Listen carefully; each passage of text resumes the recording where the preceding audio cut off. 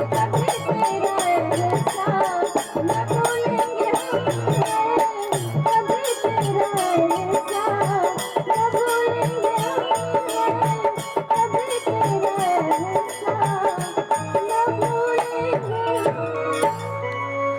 भाई बहनों को मेरा प्रणाम। चलिए अब मैं निवेदन करना चाहूंगा दीदी लवली जी जो साहब श्री हरेंद्रानंद जी जो कि शिव शिष्टता के जनक हैं, उनके सुपुत्री दीदी लवली आनंद है। इनके माध्यम से हम लोग अपने गुरु महागुरु महेश्वर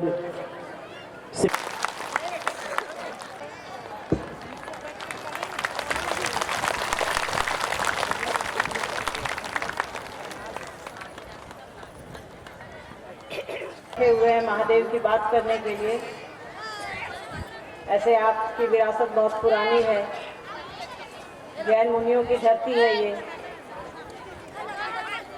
उन सभी को प्रणाम है और उनसे उम्मीद है कि यहाँ के लोगों को आशीर्वाद देंगे कि शिव की ओर चलें लोग।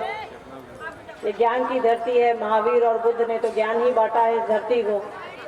तो ज्ञान किसका ज्ञान? तो शिव का ज्ञान जो हमारे आपके गुरु हैं, साहब ने जो दिया है,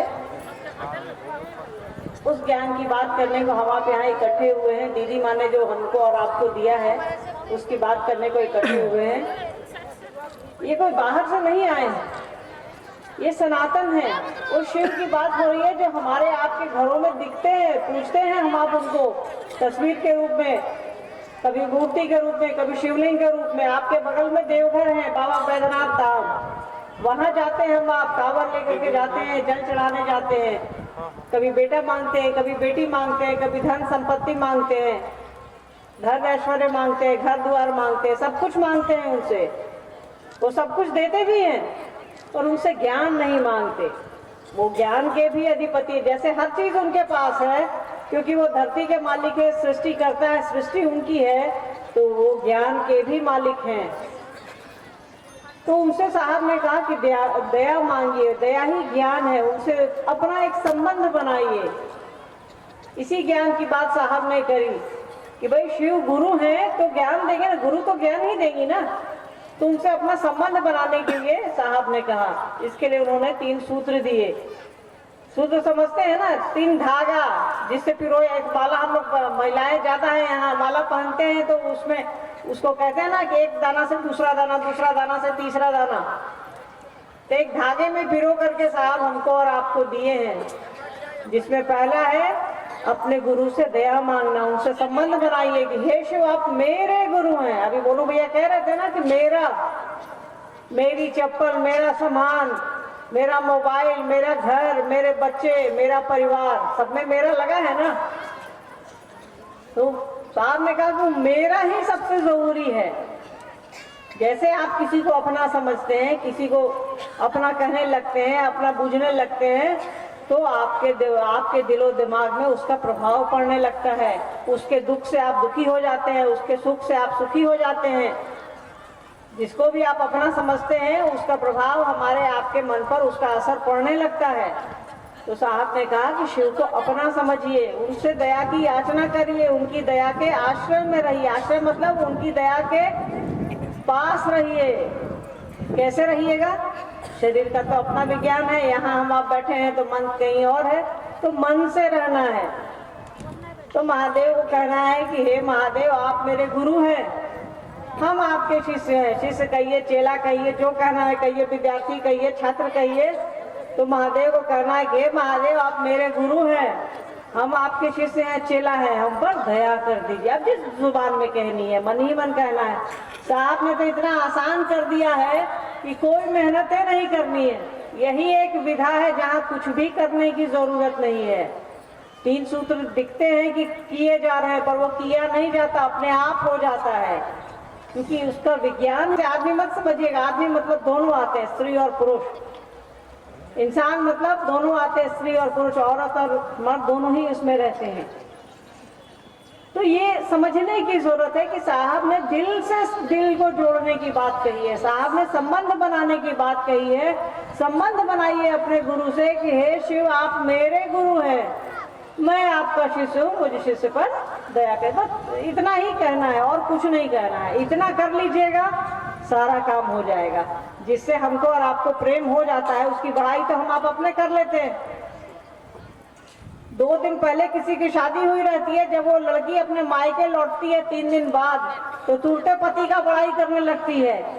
सोच लीजिए संबंध बन गया है। दूसरा सूत्र क्या है? अपने गुरु की प्रशंसा करना, दूसरों को बताना कि शिव मेरे गुरु हैं। उनको गुरु बनाने के बाद क्या क्या बदलाव आया है बताना कि आप भी गुरु बनाइए, आपके जीवन में भी अच्छे बदलाव आ सकते हैं, आते हैं। तीसरा है नमः शिवाय से प्रणाम करने की कोशिश करनी है। साहब ने कहा कि नमः शिवाय से अपने गुरु को प्रणाम करिए। महादेव की तस्वीर को ध्यान में लाइए, मूर्ति को ध्यान में लाइए, कुछ भी ध्यान में आता है महादेव का तो ध्यान में ला करके बस नमः शिवाय से उनको प्रणाम करना है। नमः शिवाय का अर्थ होता है शिव को प्रणाम। तो यही 3 काम करना है और तो कुछ करना नहीं है। मतलब कोई ऐसा भी टास्क नहीं है जिसको किया ना जा सके। हम आप जानते हैं उस शिव के बारे में, साहब कहते हैं ना शिव जैसे चंदा मामा सबके मामा, वैसे शिव घर घर के बाबा। हमारे आपके घर में शिव हैं, उनको जो घर में रखे हैं उनको बस निकाल के दिल में रख लेना है। घर में कोना दे देते हैं, हम लोग एक कोना दे देते हैं, एक रूम दे देते हैं, गोसाई का रूम, पूजा का रूम। बस उसी रूम से, उसी कमरे से, उसी दरवाजे से निकाल करके अपने दिल में रख लेना है, अपने मन में रखना है। बस साहब ने यही कहा, इसी को करना है। यही हम लोग नहीं करते। डर से तो करते हैं, पर डर से प्यार नहीं किया जा सकता ना। प्यार हो जाएगा तो आपको भले डर लगेगा कि उसकी इज्जत ना खराब हो जाए। आप जिससे जुड़े रहते हैं उसकी इज्जत का ख्याल रखते हैं, पर ये प्यार होने के बाद की स्थिति है। ऐसे तुलसीदास ने कहा है कि भय बिना हो न प्रीति। मतलब अगर भय नहीं है तो प्रीत मतलब प्रेम नहीं होगा। तो साहब ने इसको उलट कर दिया कि आप पहले प्रेम कर लीजिए, उसकी इज्जत प्रतिष्ठा का डर तो आपको अपने आप हो जाएगा। आप ये चिंतित हो जाइएगा कि भाई हम ऐसा कोई काम नहीं करें जिससे साहब दीदी की बदनामी हो, महादेव की बदनामी हो, अपने गुरु की बदनामी हो। तो बस इसी को ध्यान में रखना है। सारा अध्यात्म इसी के चारों ओर घूमता है और कुछ भी करने की जरूरत नहीं है। बस हम आप ये सोचे कि महादेव मेरे गुरु है, बस सारा चीज यही है। बस यही सोचना है कि सरकार आप मेरे गुरु हैं, मुझ पर दया कर दीजिए। उनकी दया ही बुद्धि है, उनकी दया ही ज्ञान है। देखिए ना, हम लोग जानते हैं ना रावण के बारे में कि उसने महादेव से सब कुछ मांग लिया। महादेव कहा जाता है, जो कहानियां कहती हैं कि महादेव ने अपने लिए शहर बनवाया, नगरी बनवाई, सोने की लंका बनवाई। उन्होंने कहा कि ले लो, मांग लिए रावण। न महादेव ने कहा तथास्तु। रावण ने त्रैलोक्य की शक्ति मांग ली, मतलब 3 लोगों की शक्ति मांग ली। महादेव ने कहा तथास्तु, मतलब ठीक है ले जाओ।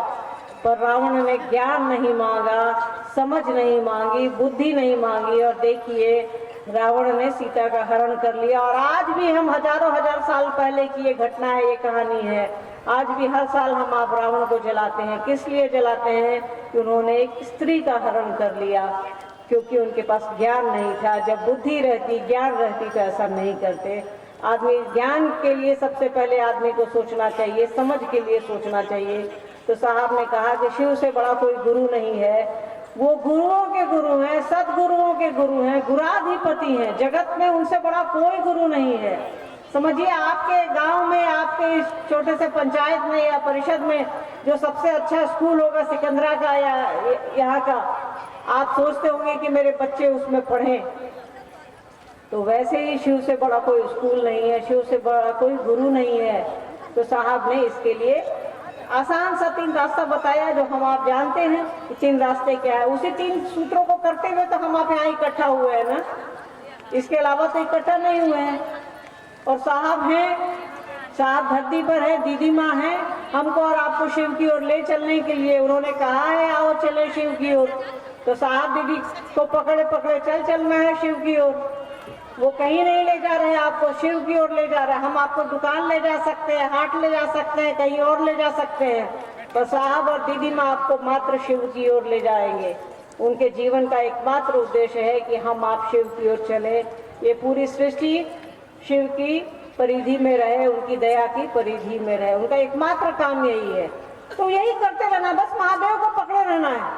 हम हमेशा कहते हैं कि अपने मन में एक त्रिभुज बनाइए, तिनकोनिया समझते हैं ना, उसके एक कोना पे महादेव को रख दीजिए, एक कोना जो ऊपर का कोना है अपने गुरु को दे दीजिए, उसके नीचे साहब और दीदी को बैठा दीजिए, बाकी भूल जाइए, फिर कुछ सोचने समझने की जरूरत नहीं है। हाँ, जगत है, जगत में अपना काम करिए और महादेव का काम करते चलिए। जो साहब कह रहे हैं, जो दीदी माँ कह रही है, करते चलिए, शिव शिष्य बनिए और शिव शिष्य बनाइए।